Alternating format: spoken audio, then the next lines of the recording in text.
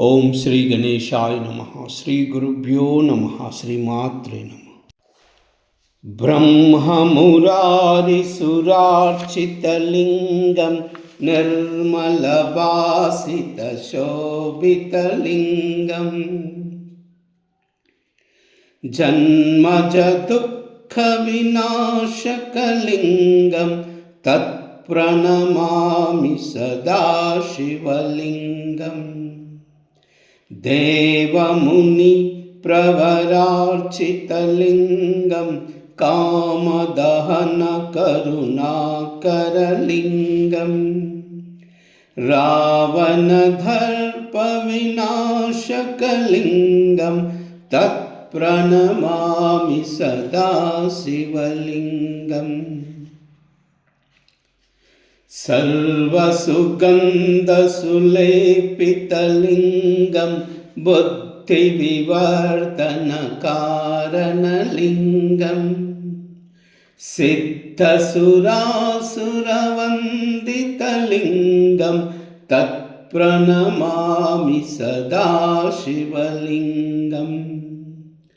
कनकमहामणिभूषितलिङ्गं पनिपतिवेष्टितशोभितलिङ्गं दक्षसुयज्ञविनाशकलिङ्गं तत्प्रणमामि सदा शिवलिङ्गम्।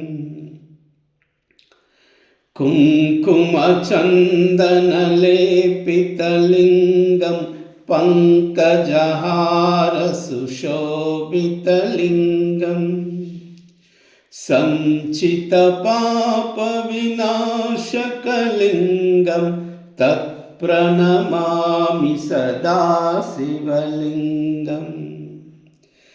देवगणार्चितसेवितलिङ्गं भावैर्भक्तिभिरेव च लिङ्गम्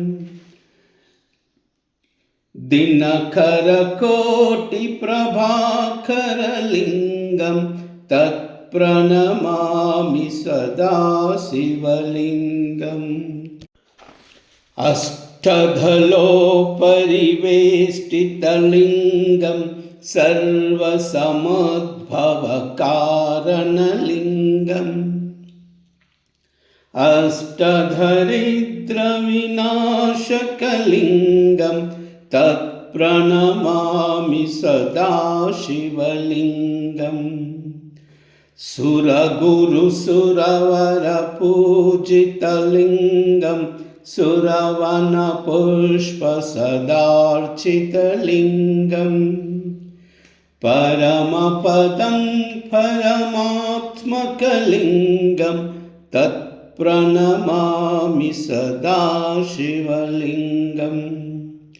लिङ्गाष्टकमिदं पुण्यं यः पठेत् शिवसन्निधौ शिवलोकमवाप्नोति शिवेन सह मोदते।